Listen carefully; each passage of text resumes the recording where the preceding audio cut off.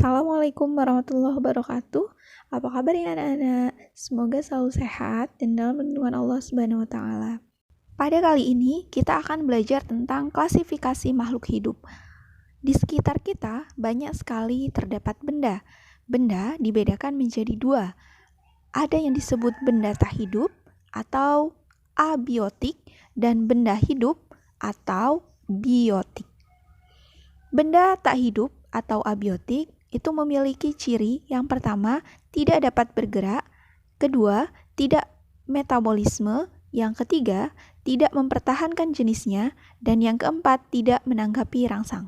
Kemudian yang kedua, benda hidup atau biotik atau disebut juga makhluk hidup itu memiliki ciri-ciri. Yang pertama adalah memerlukan makan, yang kedua bergerak, yang ketiga bernapas, yang keempat tumbuh dan berkembang, kelima berkembang biak, yang keenam peka terhadap rangsang atau iritabilitas, yang ketujuh mengeluarkan zat sisa atau ekskresi, dan yang kedelapan beradaptasi. Mari kita bahas ciri-ciri makhluk hidup yang pertama, yaitu memerlukan makan. Guna mempertahankan hidupnya, makhluk hidup membutuhkan makan. Makanan berguna untuk pertumbuhan, mengganti sel-sel yang rusak, menghasilkan tenaga untuk melakukan berbagai aktivitas, dan untuk perkembangbiakan. Makhluk hidup memperoleh makanan dengan cara yang berbeda-beda. Misalnya, pada tumbuhan dapat membuat makanannya sendiri melalui proses fotosintesis, sehingga tumbuhan ini disebut juga dengan organisme autotrof. Sedangkan hewan dan manusia mendapat makanan dari makhluk hidup lainnya, sehingga disebut organisme heterotrof. Ciri yang kedua adalah bergerak. Semua makhluk hidup dapat bergerak. Manusia dan hewan dapat bergerak bebas, sedangkan tumbuhan gerakannya terbatas. Ciri yang ketiga adalah bernapas. Guna kelangsungan hidupnya, semua makhluk hidup bernapas. Bernapas merupakan proses pengambilan oksigen dari lingkungan dan mengeluarkan karbon dioksida dan uap air dari tubuh. Oksigen digunakan untuk proses metabolisme atau oksidasi biologis, sehingga menghasilkan energi secara kimiawi. Energi yang dihasilkan digunakan untuk berbagai aktivitas tubuh. Yang berikutnya adalah tumbuh dan berkembang. Kira-kira apakah kalian sejak lahir sudah sebesar sekarang? Tentunya tidak kan? Nah, makhluk hidup mengalami pertumbuhan mulai dari embrio hingga dewasa. Tumbuh merupakan pertambahan ukuran yang tidak dapat kembali ke ukuran semula.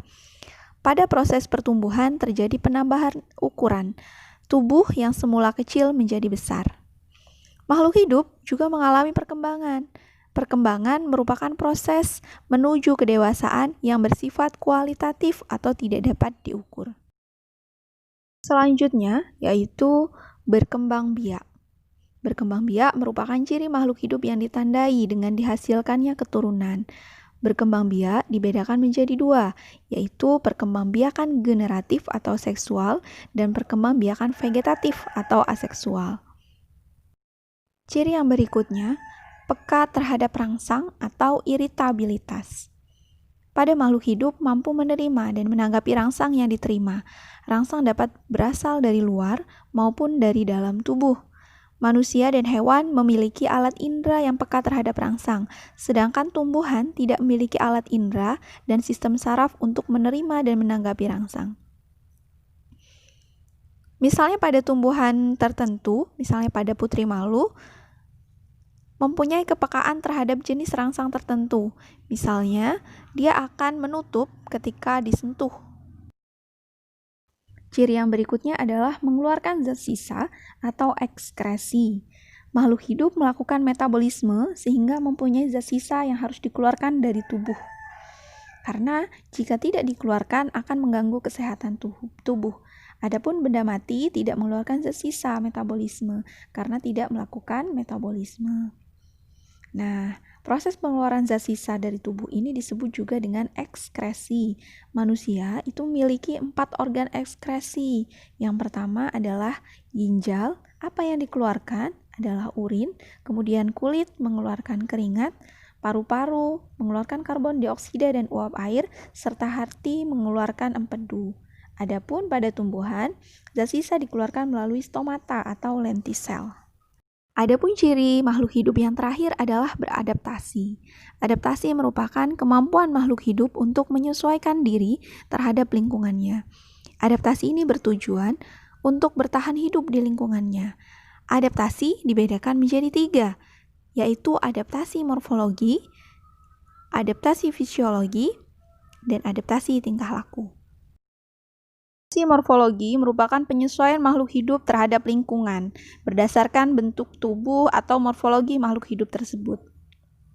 Misalnya, bentuk paruh burung sesuai dengan jenis makanannya, jenis kaki burung berdasarkan fungsinya, maupun berbagai bentuk tumbuhan berdasarkan habitatnya. Adapun adaptasi fisiologi merupakan penyesuaian fungsi tubuh terhadap lingkungannya. Misalnya, unta memiliki punuk, bunga bangkai mengeluarkan bau tak sedap untuk menarik lalat agar membantu penyerbukan. Dan adaptasi tingkah laku merupakan penyesuaian makhluk hidup terhadap lingkungan dalam bentuk tingkah laku. Misalnya, cicak memutuskan ekor untuk mengelabui mangsa, jati menggugurkan daunnya pada musim kemarau panjang. Itulah penjelasan tentang benda hidup dan benda tak hidup, begitupun dengan cirinya. Semoga dapat dipahami, dan apabila ada yang belum paham dan ingin bertanya, silahkan tinggalkan pertanyaan di kolom komentar. Wassalamualaikum warahmatullahi wabarakatuh.